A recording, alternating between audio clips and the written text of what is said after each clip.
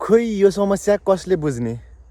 बल्ल बल्ल मरेर 500 रुपियाँ रिचार्ज गरेको थिएँ, 100 रुपियाँको एमबी ताने।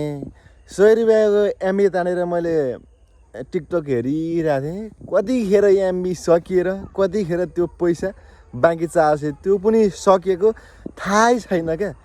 मेसेज नआउँछ, न केही आउँछ, नोटिफिकेसन आउँछ, केही आउँदैन। सकिसकेपछि मात्र योर ब्यालेन्स इज 0 भन्छ। वाक्क हान्नुपर्ने। यस्तो रिस उठ्दैन भनेको यार। यस्तो एकचोटि हो र 1000चोटि भइसक्यो होला यार। प्लिज एनटिसीलाई म के अनुरोध गर्न चाहन्छु भने हाम्रो सुदन गुरुङज्यूले चाहिँ भन्नुभएको कुरा चाहिँ छिटोभन्दा छिटो लागू गर्नु पऱ्यो। त्यो सिस्टम बनाइदिनु पऱ्यो। अति नै भइसक्यो, अलिक गाह्रै भइसक्यो क्या। गाइज सबैले यो भिडियो सेयर गर्नु होला, एनटिसीसम्म पुगोस्, ताकि एनटिसीले यो काम गर्न चाहिँ बाध्य होस् क्या। मेरो मात्र होइन, हजारौँको यस्तो भइरहेको क्या। हो कि नै भन्नु त।